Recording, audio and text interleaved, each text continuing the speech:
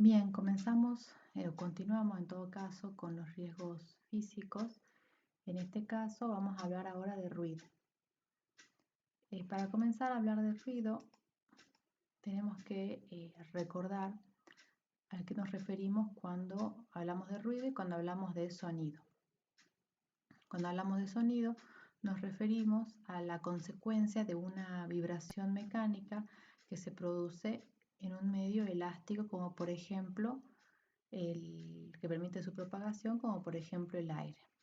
Si tenemos por ejemplo una campana, para que suene esta campana uno realiza un golpe. Este golpe entonces produce un movimiento, una vibración mecánica en la campana, y esta vibración mecánica se transmite a las moléculas de aire que rodean a dicha campana.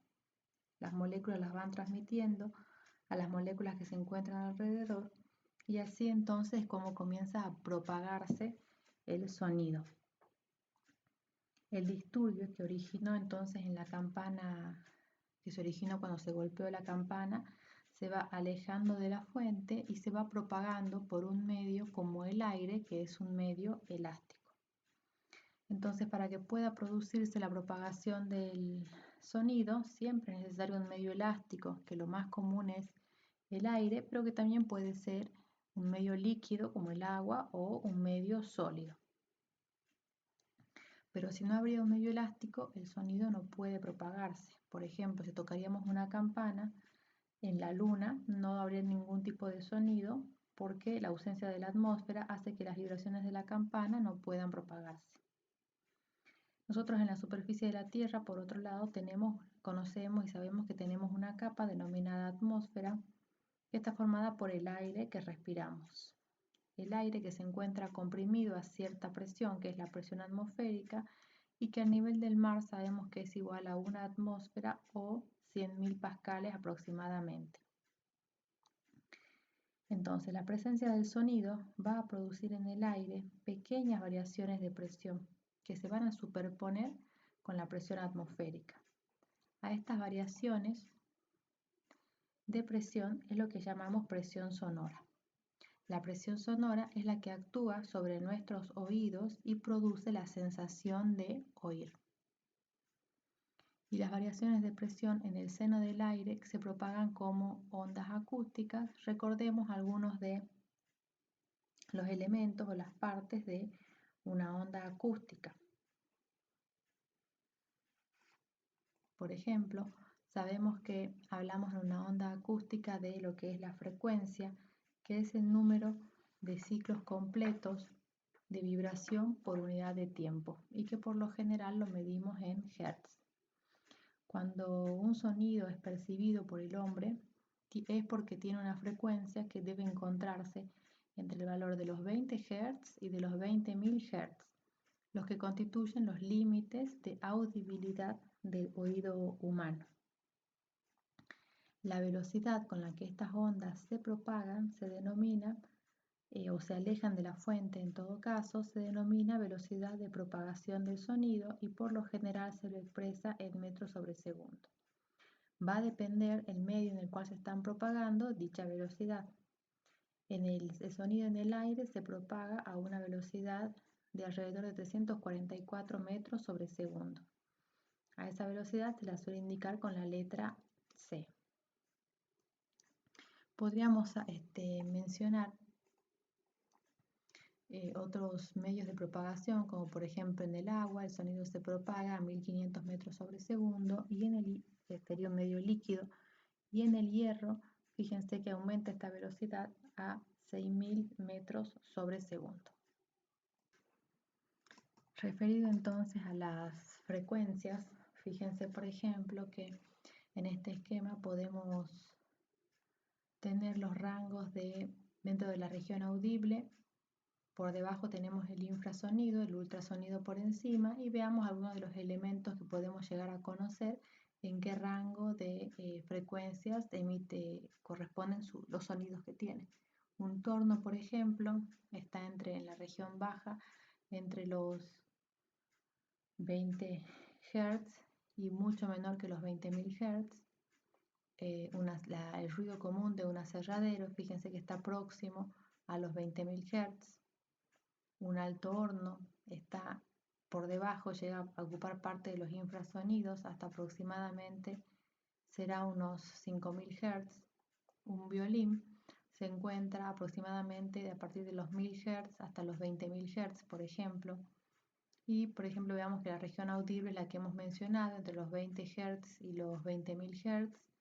El perro, que sabemos que tiene un sonido bastante más agudizado que el hombre, es porque parte de su zona audible se encuentra por encima de los ultrasonidos y mucho más, por ejemplo, como para comparar con otro animal, el murciélago. De cómo se propaga entonces el sonido, hemos mencionado lo que es la frecuencia.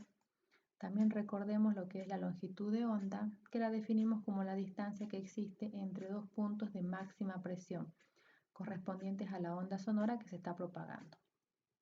Porque como dijimos, el sonido se manifiesta con variaciones de presión en el ambiente. En este sentido, entonces, y teniendo en cuenta lo que es la longitud de onda, se puede calcular los valores que tendrán las longitudes de onda para las frecuencias correspondientes a los límites de la región audible, los 20 Hz y los 20.000 Hz. Podemos decir entonces que si hay sonidos con frecuencias bajas o altas, dependiendo del punto de vista de la longitud de onda, vamos a ver que estos sonidos tienen características físicas muy diferentes. A los sonidos de baja frecuencia y altas longitudes de onda se los denomina graves. Sería el caso de baja frecuencia, los 20 Hz y una longitud de onda de 17,2 metros. Y en cambio a los sonidos de alta frecuencia y de pequeñas longitudes de onda se los denomina agudo. En la zona intermedia de estos dos se encuentran los sonidos de frecuencia media. Bien, vamos a definir entonces ahora lo que llamamos nivel de presión sonora. Como hemos indicado recién, las ondas sonoras se propagan en el aire en forma de variaciones de presión. La intensidad del sonido entonces va a depender del valor que tenga esa presión sonora. Cuando el sonido es muy pequeño, apenas audible por el hombre, quiere decir que esa presión está alrededor del umbral inferior de audición, que son corresponde a una frecuencia de los 20 Hz, que traducido en una presión sonora estaríamos en el orden de los 20 millonésimos de pascales aproximadamente. Este es el umbral inferior de audición. En cambio, lo que se conoce como umbral del dolor se corresponde con una presión sonora muy elevada, del orden de los 20 pascales. La relación entonces entre la máxima y la mínima presión sonora que el oído puede percibir es de aproximadamente 1.000.000 de veces. Y en ese rango entonces están todos los sonidos que hemos mencionado allí que se pueden percibir. Como es complicado, podríamos decir, o es más difícil expresar las intensidades de los sonidos mediante la medición de una presión sonora, se define una nueva unidad que se denomina el decibel. El decibel es una unidad adimensional que se obtiene calculando el logaritmo de una relación entre dos magnitudes similares, en este caso son dos presiones sonoras.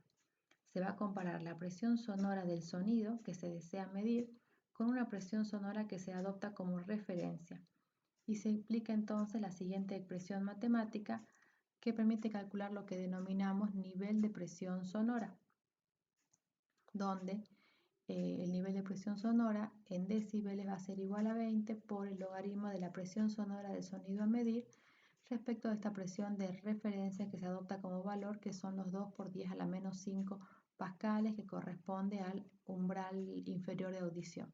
De esta forma entonces podemos tener la escala de los decibeles que varíe desde 0 decibeles hasta 120 aproximadamente, que se corresponde con los 20 pascales que son el umbral del dolor.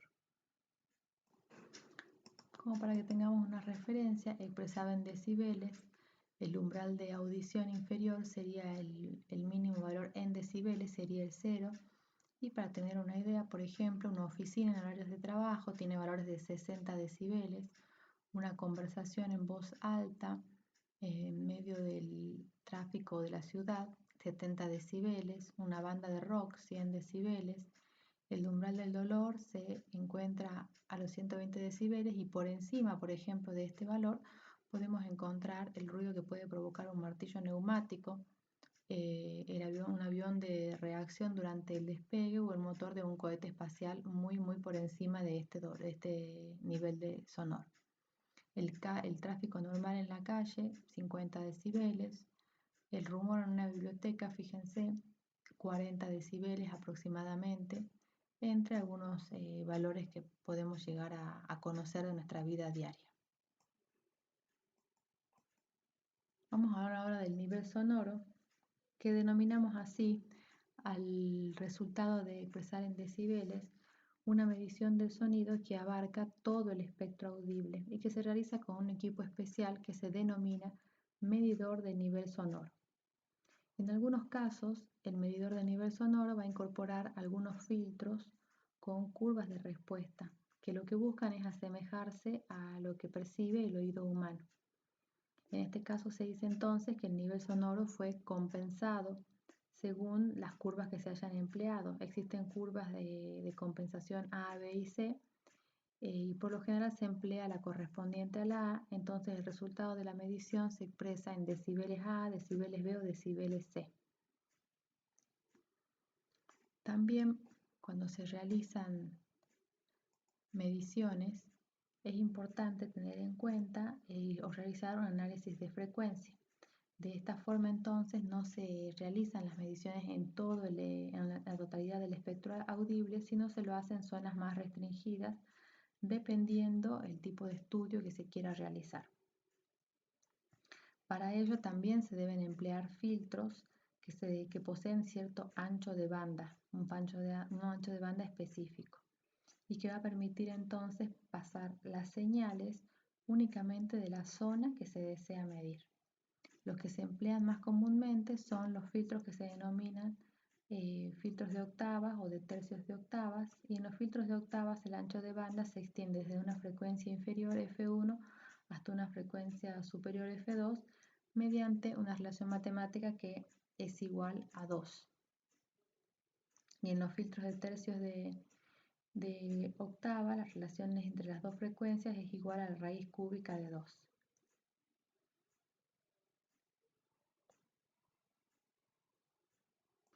Como venimos diciendo entonces, es el oído humano el órgano responsable de traducir esa presión sonora en señales que nosotros percibimos como los diferentes sonidos. Para poder entender cómo trabaja el oído humano, que básicamente lo que hace es percibir estas variaciones de presión en el aire, el oído está dividido en tres partes: el oído externo, el oído medio y el oído interno.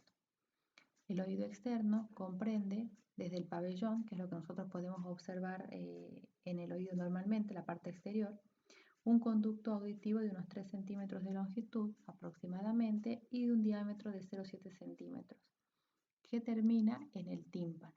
Es decir, que todo este sector que estamos indicando aquí es el oído externo. El oído externo está formado de forma tal que las ondas sonoras que inciden sobre él son recogidas y propagadas a través del aire que se encuentra dentro del conducto auditivo y actúan sobre la membrana timpánica haciéndola vibrar. Dentro de este sector, la propagación entonces del sonido es exclusivamente aérea. Una vez entonces que el tímpano percibe estas vibraciones, comienza a partir del tímpano el sector del oído medio. El oído medio está limitado entonces de un lado por el tímpano y por la ventana oval y redonda por el otro. Aquí, la ventana oval y redonda. Consta entonces una pequeña cavidad de unos 2 centímetros cúbicos de volumen, y dentro de esta cavidad se encuentran unos huesos que son conocidos como el martillo, el yunque y el estribo. El martillo se encuentra pegado al tímpano, como podemos ver, y junto con el yunque forman una palanca que actúa sobre el estribo, que se encuentra pegado a la ventana oval, en la pared que separa el oído medio del oído interno. La ventana oval es mucho menor que la del tímpano, fíjense los tamaños. Entonces la presión ejercida sobre el oído interno es considerablemente mayor que la que se recibe en el tímpano. Como para que tengamos una idea, El oído medio se puede asemejar a un mecanismo transformador elevador de esa presión sonora, en una relación aproximadamente de 20:1. El oído medio se comunica con la cavidad bucal mediante un conducto que se denomina trompa de Eustaquio, que lo tenemos aquí representado, y que tiene la función de equilibrar las presiones estáticas del aire que puedan llegar a aparecer sobre el tímpano. También posee dos músculos, uno que actúa sobre el tímpano y el otro que actúa sobre el estribo, que conforman un dispositivo protector que reduce la sensibilidad del oído cuando éste es estimulado a la acción que se refleja en los sonidos intensos. El oído medio entonces transmite la energía sonora en el aire hacia el fluido del oído interno a través de la membrana de la ventana oval. Finalmente entonces tenemos el oído interno, que está formado por un conjunto de pequeños tubos y cámaras ubicados en el hueso temporal, también denominado laberinto. Es el órgano cuya función está ligada en primer lugar a la audición a través del caracol, que lo tenemos aquí representado, o cóclea, que se desarrolla y tiene una longitud aproximadamente de 35 milímetros y tiene en su primera vuelta un diámetro de 3 milímetros. En la parte media, el caracol está dividido mediante lo que se denomina una partición coclear de una consistencia en parte ósea y en parte gelatinosa, y sobre esta última se va a encontrar la membrana basilar, que contiene el órgano de Corti. El órgano de Corti o terminación del nervio auditivo. La membrana entonces se extiende casi hasta la cima de la espiral, pero va dejando una pequeña abertura en el extremo que se denomina helicotrema. El caracol se encuentra lleno de líquido en la parte superior. Comienza entonces la membrana oval, mientras que el conducto inferior se cierra en la ventana redonda que deflexiona para aliviar las presiones.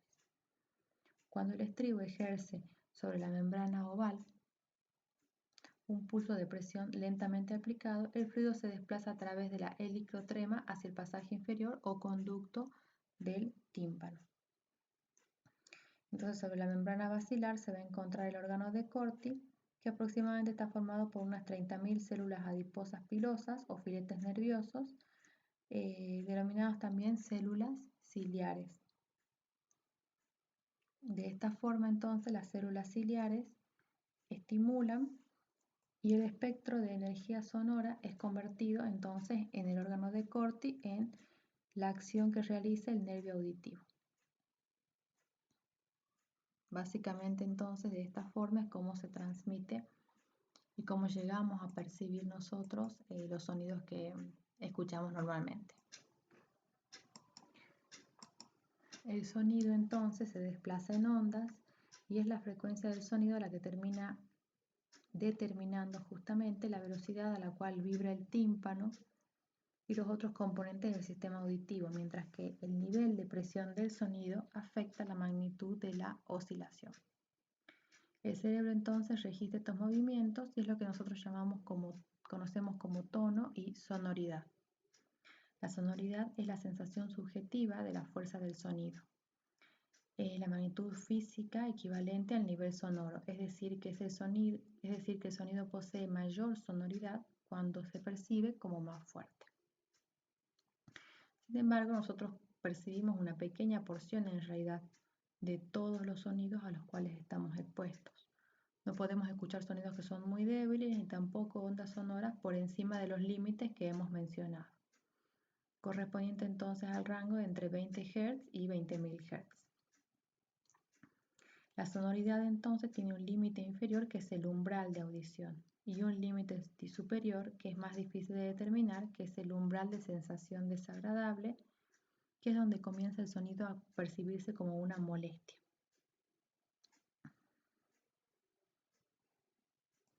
En general, por ejemplo, el sonido tiene una mayor sensibilidad en el rango de frecuencia de los 1000 a los 4000 Hz, y fuera de esta banda de frecuencias el umbral de audición es progresivamente más alto, tanto hacia arriba como hacia abajo en una escala de frecuencias. Mientras aumenta el nivel, la sensibilidad deja de ser selectiva con la frecuencia. El umbral de audibilidad varía hasta aproximadamente 80 decibeles con la frecuencia, mientras que el nivel de molestia no alcanza los 10 decibeles de variación y se aplana la curva en el nivel del daño. Esto indica una especie de saturación del nervio auditivo aproximadamente. Nosotros entonces decimos que las vibraciones del aire que pueden excitar el oído, las denominamos sonidos. Y vamos a llamar ruido entonces a lo que nuestro oído puede llegar a percibir como una sensación desagradable, algo no deseado, perturbador y en muchos casos hasta dañino. No obstante, puede ser que parte de esto, de lo que a alguien le pueda llegar a parecer como ruido, otra persona no lo sea, no deja de tener algo de subjetividad. Entonces, entendido cómo se transmite y cómo recibe el ser humano los diferentes sonidos y a qué es lo que vamos a denominar ruido, cuando nuestro oído percibe lo que podríamos llegar a denominar ruido en niveles elevados, puede llegar a provocarse daños. Estos daños pueden provocar pérdidas de la audición de dos tipos, conductivas o sensoneurales. La conductiva se presenta en el oído medio y afecta los bloques de transmisión del sonido al oído interno y puede ser corregida. Mientras que la sensoneural, que involucra el órgano de corte, es decir, las terminales nerviosas, es por lo general irreversible y es la que se genera comúnmente por el trabajo. Son los ruidos entonces que pueden llegar, con los que nos encontramos en un ambiente laboral, los que pueden llegar a provocar este tipo de lesiones.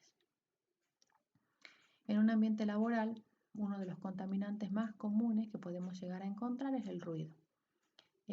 Cualquiera sea entonces los diferentes puestos de trabajo, es muy común que existan niveles de ruido bastante elevados y que los trabajadores desarrollen normalmente allí sus actividades, y si este factor o este aspecto no se cuida, puede llegar a lesionar al trabajador. Los efectos que puede llegar a tener en el trabajador van a llegar al nivel de la salud y también tiene consecuencias en sí en un ambiente laboral, porque si bien nosotros estamos estudiando lo que son el desarrollo de las enfermedades profesionales en esta primera parte, en un ambiente laboral que tiene niveles de ruido elevados, se dificulta la comunicación también entre los operarios y es bastante probable que aumente entonces el número de accidentes, por ejemplo.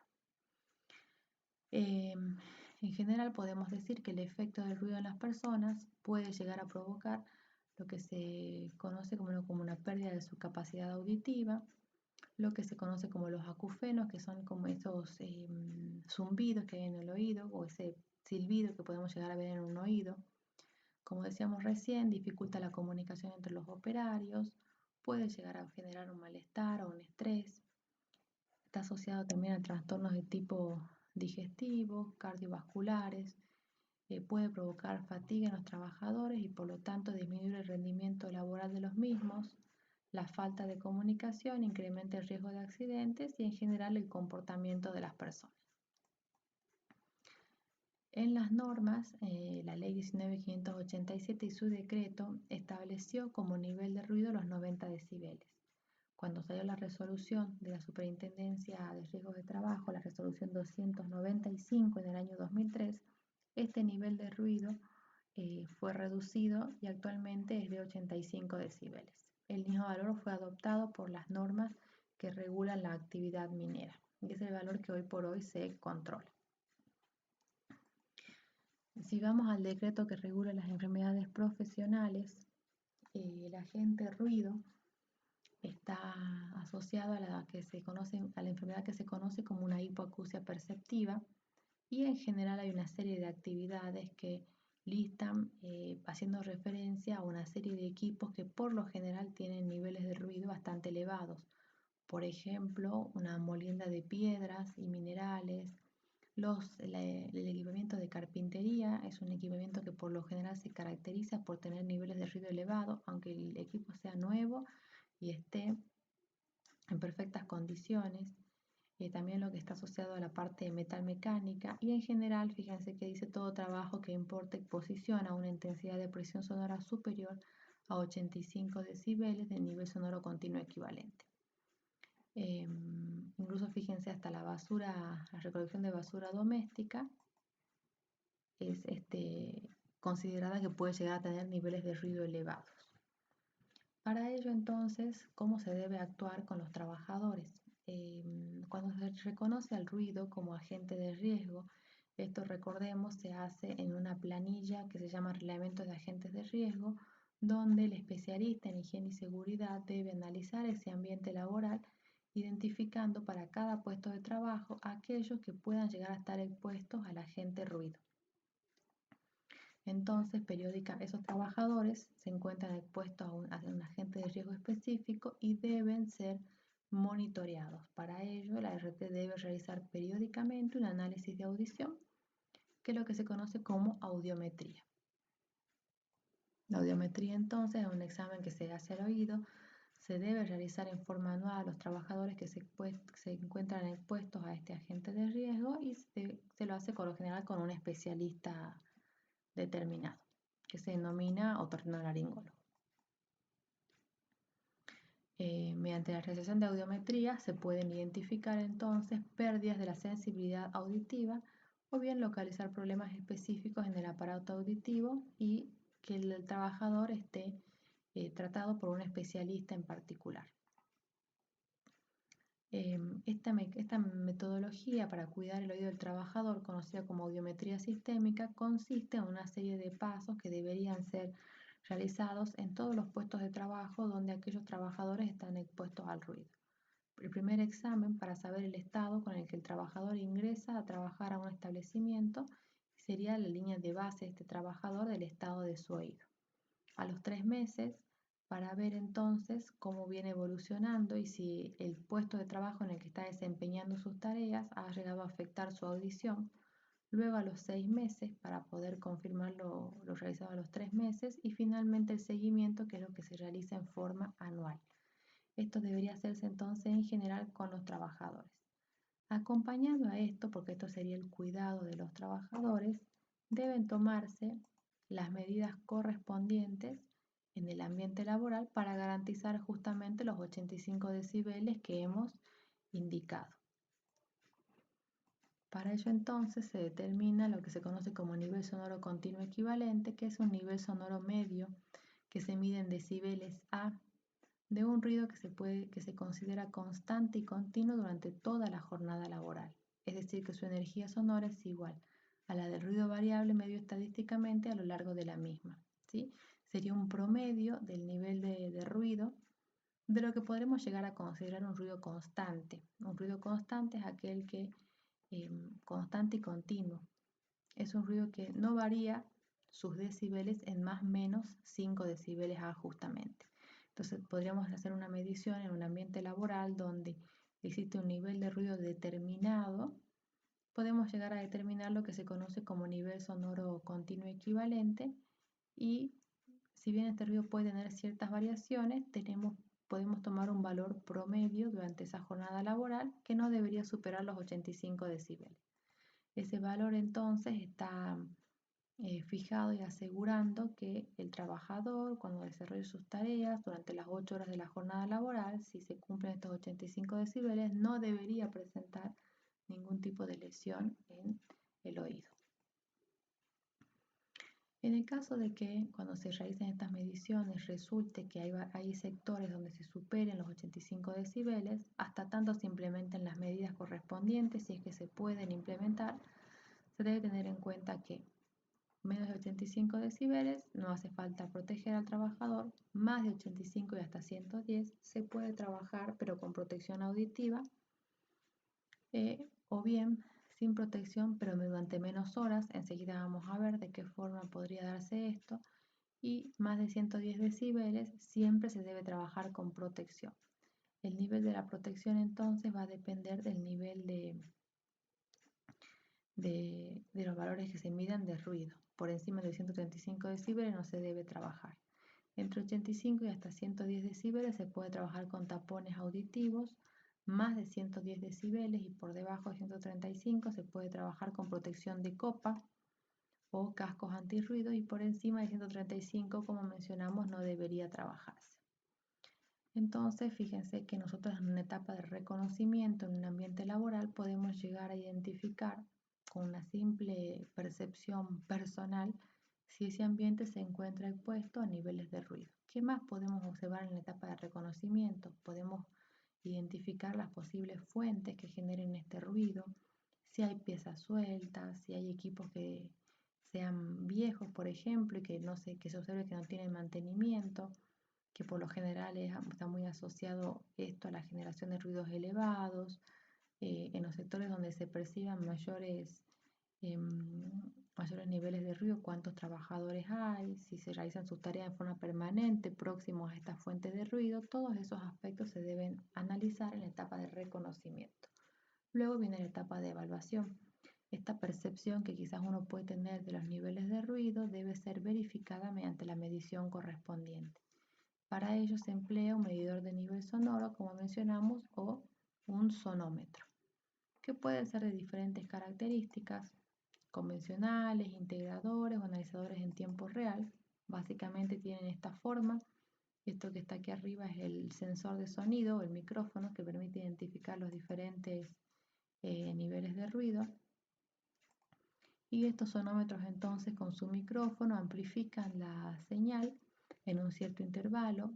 Muchos de ellos tienen la corrección correspondiente a los diferentes filtros de banda e integran los diferentes niveles de valores medidos durante el periodo que estén midiendo, ¿sí? A veces se lo deja durante las 8 horas de la jornada laboral o se toma una o 2 horas como forma representativa para finalmente obtener y mostrar el valor resultante de estas mediciones.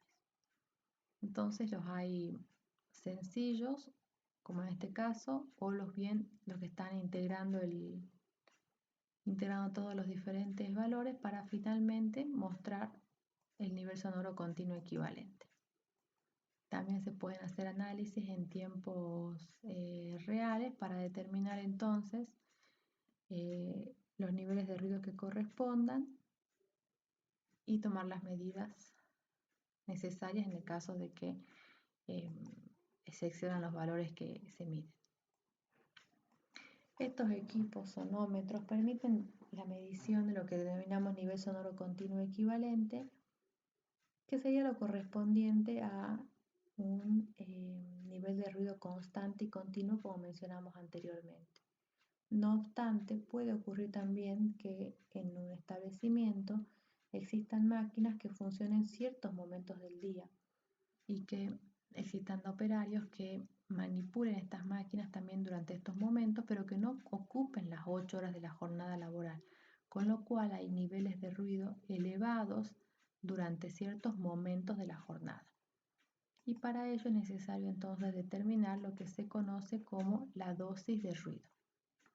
La dosis de ruido se refiere a la cantidad de energía sonora que un trabajador puede recibir durante su jornada laboral, que no solamente está dada por el nivel sonoro continuo equivalente, sino también por cuánto tiempo se expone a esos niveles. Por eso mencionamos anteriormente que podría un trabajador exponerse a niveles mayores a 85 decibeles, pero el tiempo de dicha exposición debe estar limitado para asegurar que no provoquen daños a los trabajadores.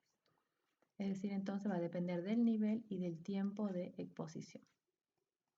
Para ello entonces se puede hacer de dos formas, mediante la dosis de ruido o mediante la medición del nivel sonoro continuo equivalente.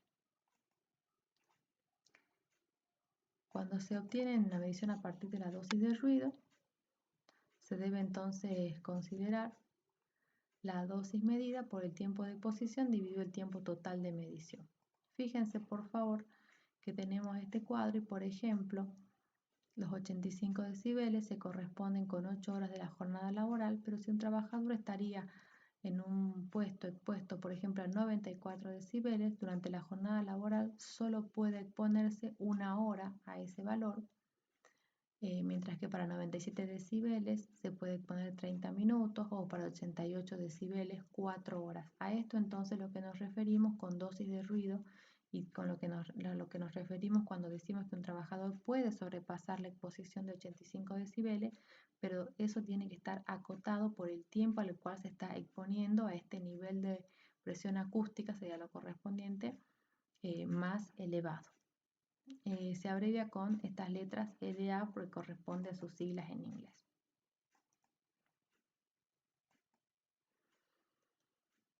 Se debe considerar entonces el tiempo de exposición del trabajador, lo que se midió en promedio y el tiempo máximo que puede llegar el trabajador a exponerse a ese nivel. Entonces lo que se hace es una relación donde, por ejemplo, para cierto nivel, por ejemplo 91 decibeles, el tiempo que se expone el trabajador dividido el tiempo máximo al que puede exponerse a ese nivel sonoro. Y se debe hacer esa relación y con esa relación entonces el trabajador, si esa relación supera el valor de 1, el trabajador está excediéndose de la dosis de ruido que puede llegar a tener, mientras que si no se excede estaría en condiciones y sería lo correcto. Esto sería con el nivel cuando se expone a niveles de ruido variables. Mientras que cuando la exposición es a ruidos estables, basta con determinar el nivel sonoro continuo equivalente que permite dar un promedio básicamente del ruido al cual se está exponiendo el trabajador. Por ejemplo, para determinar la dosis de ruido, tenemos acá una exposición de la jornada laboral total. Fíjense que son 8 horas. Este trabajador se expone 60 minutos a 88 decibeles, 60 minutos a 91 decibeles, 240 minutos a 82 decibeles y 120 minutos a 87 decibeles. Queremos saber si el trabajador está exponiéndose más de lo que podría llegar a tolerar. Y fíjense entonces que los niveles sonoros son variables, como así también sus tiempos de exposición. Lo que explicábamos recién es que debe hacerse una relación entonces entre el tiempo de exposición del trabajador respecto del tiempo de exposición máximo. Si nos fijamos, por ejemplo, a 88 decibeles, el máximo tiempo de exposición es 4 horas. Entonces, el ese trabajador se expone 1 hora. Entonces, escribimos la relación de 1 sobre 4. Para 91 corresponde 2 horas el tiempo máximo. Este trabajador se expone a 1 hora, entonces la fracción nos queda conformada 1 sobre 2 y así sucesivamente para los diferentes tiempos de exposición. Cuando hacemos esta relación nos da 1,5 que es mayor que 1, por lo tanto consideramos que el trabajador tiene una dosis de ruido que supera lo que puede llegar a exponerse durante la jornada laboral.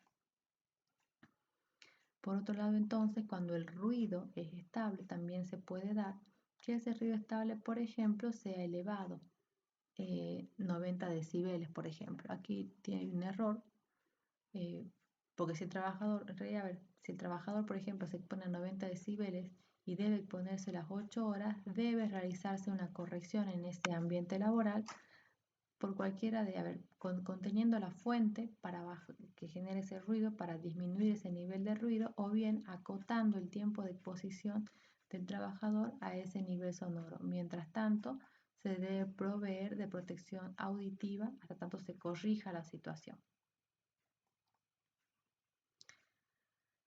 Como los decibeles son magnitudes logarítmicas, recién ya vimos cómo se lo había definido, cuando se los debe sumar no se los puede sumar en forma directa.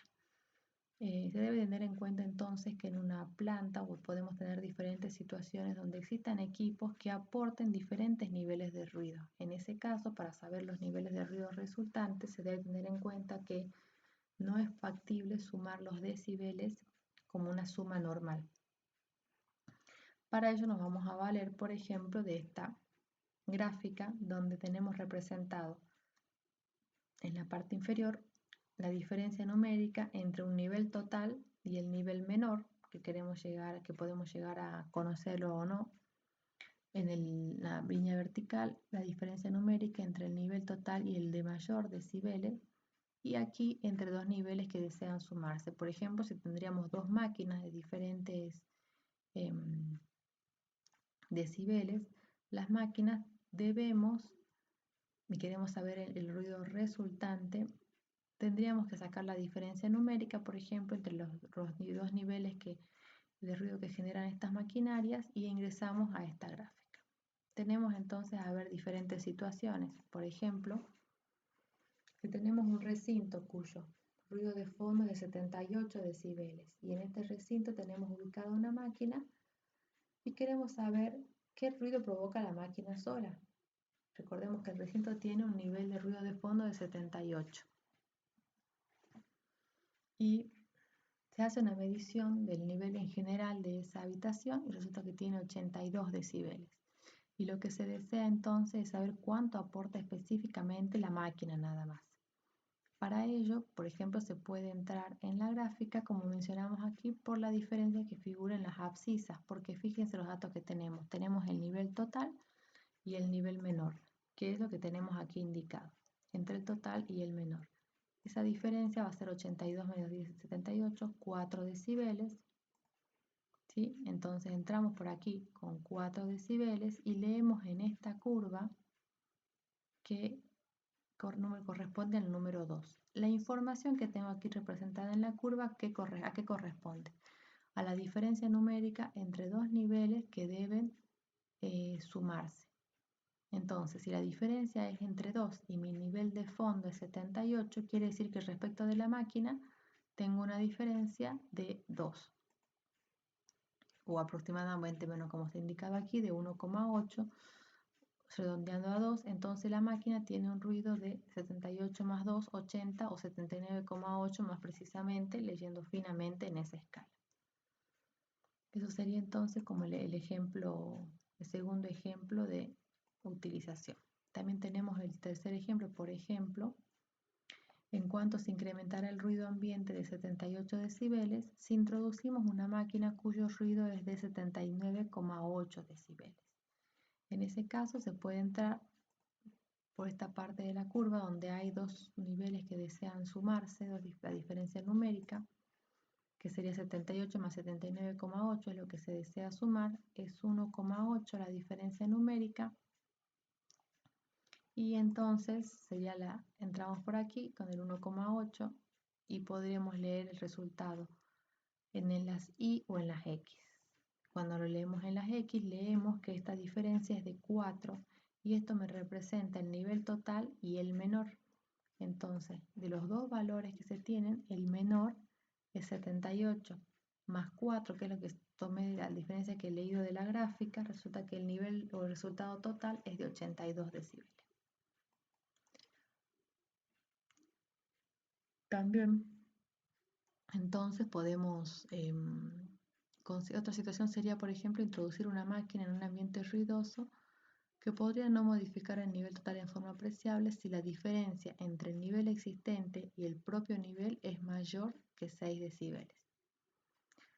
A la inversa, entonces, cuando se desea medir el nivel de una máquina dentro de un sitio ruidoso, cuando la diferencia es de 6 decibeles, o mejor que de 10 decibeles, no es necesario corregir el valor obtenido, ya que el error que se comete es el mismo. Es decir,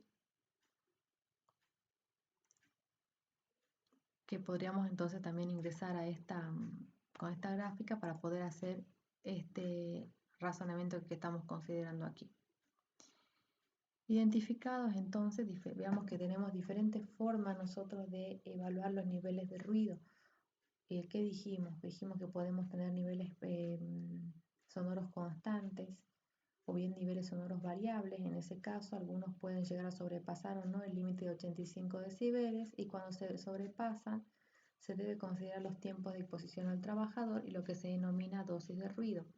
También podemos tener situaciones donde deseamos incorporar una máquina a un ambiente que ya es ruidoso y conocemos el nivel de ruido de la máquina, por tanto podemos calcular cuál va a ser el nivel resultante antes de hacer una medición, o bien queremos saber qué ruido aporta una máquina determinada en cierto ambiente laboral, conociendo otros datos. Para ello entonces podemos usar la gráfica que recién vimos. Cuando existan entonces problemas de ruido, hasta que se realice vamos a la etapa de control ya, en primer lugar, y lo deseable siempre es corregir en la fuente. Podría ser que este nivel de ruido, por ejemplo, se dé por choque entre piezas, por una velocidad excesiva de funcionamiento de algunas piezas de algunos equipos.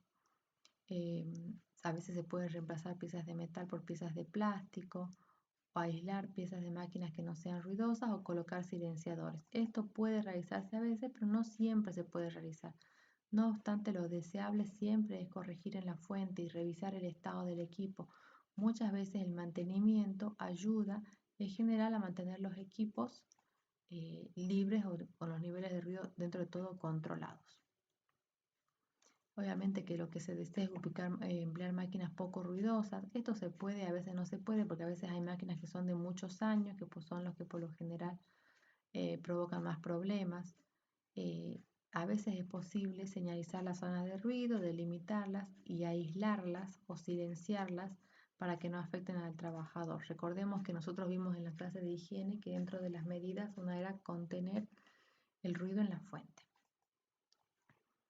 Como mencionábamos recién, el mantenimiento ayuda siempre la lubricación a un buen funcionamiento de la maquinaria y por lo tanto a reducir los niveles de ruido. A veces tenemos ruido generado por la manipulación de los materiales. En ese caso, por ejemplo, se pueden controlar los recipientes para ver si los recipientes son muy rígidos y son los que, por ejemplo, provocan niveles de ruido elevados. Evitar la caída de los objetos de cierta altura, también para disminuir los niveles de ruido. Sistemas de circulación o de transporte de materiales, disminuir las velocidades de las cintas transportadoras, por ejemplo, entre otros aspectos. También, bueno, se pueden poner barreras aislantes, como hemos mencionado, materiales que absorban el sonido de forma tal de reducir en general lo que pueden llegar a percibir los trabajadores. Todo esto sería entonces como medidas a implementar en el ambiente laboral. Mientras tanto, el trabajador, que es el que se debe proteger para evitar que se lesione, siempre cuando ya no quedan otras opciones o hasta tanto se implementen las medidas correctivas, es necesario proteger al trabajador mediante el empleo de la correspondiente protección auditiva. La protección auditiva entonces consiste en la protección mediante tapones de seguridad, cascos antirruido hemos mencionado, o bien protección de copa. Mientras tanto, mientras se brinda al trabajador la protección que corresponde, es importante siempre informar al trabajador, como hemos mencionado, de los riesgos a los cuales se expone para que de esta forma el trabajador se sienta convencido del uso de la protección auditiva. En muchos casos, los trabajadores experimentados por lo general se resisten a este tipo de empleo porque en general los elementos de protección personal en muchos casos resultan ser incómodos para el trabajador. Por eso siempre hablamos de la corrección de los ruidos en la fuente.